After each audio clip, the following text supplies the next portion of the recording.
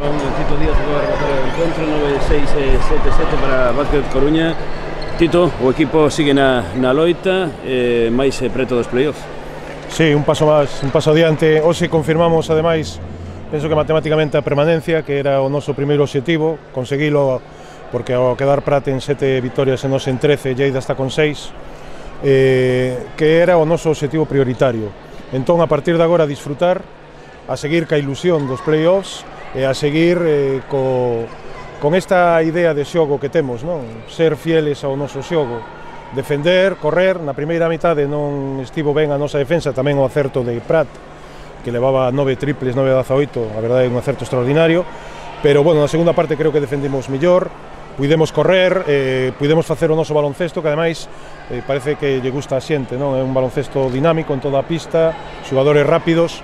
Conseguimos pasar un día máis sin Ángel e sin Jesús, ir incorporando a Dago Peña, xogador que nos pode axudar moito neste tramo final da Liga, bueno, a seguir así, pero sobre todo hoxe estou ledo por confirmar a permanencia, non?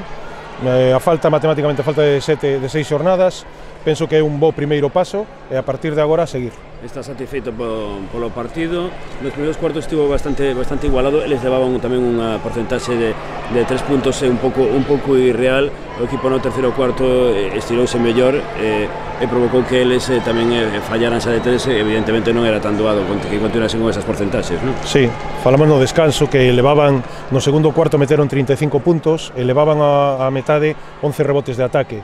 Tiñamos que ser máis agresivos en defensa, mellor sair máis nos bloqueos directos, non deixalos xogar tan cómodos, que non atoparan posicións de tiro cómodas, e controlar o rebote. Penso que o fixemos ben, defendimos moito mellor os directos, os uns contra uns, e controlamos o rebote. A partir de aí, xa digo, podemos correr e facer o noso baloncesto, a veces ata espectacular, ¿no? Porque cando podemos xogar en toda a pista, penso que os xogadores empezan a disfrutar.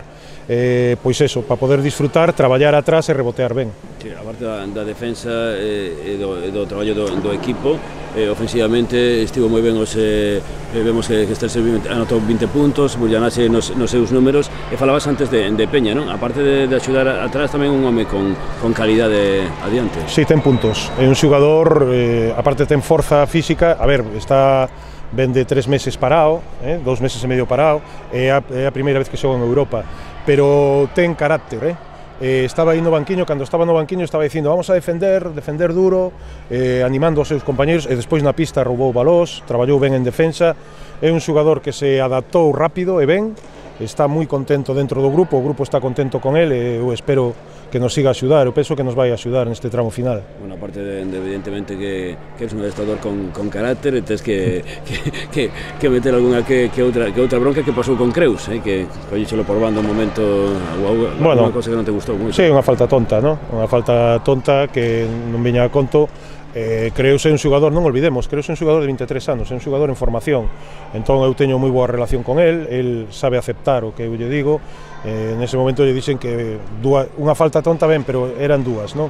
Unha na primeira mitade e outra na segunda, entón, bueno, foi eso, el lo entende perfectamente, non pasa nada. 96 puntos y aún encima con 6 jugadores por encima de la decena, algo que me imagino que te gustará bastante. Sí, me gusta el espíritu de equipo, me gusta el equilibrio entre interior y exterior, buscando...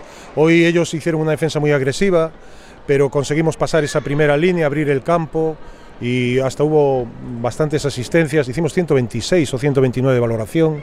El partido se abrió porque defendimos duro, y luego a partir de ahí sí que hubo opciones para todos, pero ya digo, son dos normas que creo que van juntas, defensa y equipo, ¿no? Y si a eso le añadimos ritmo, son las claves, pienso, de la victoria de hoy.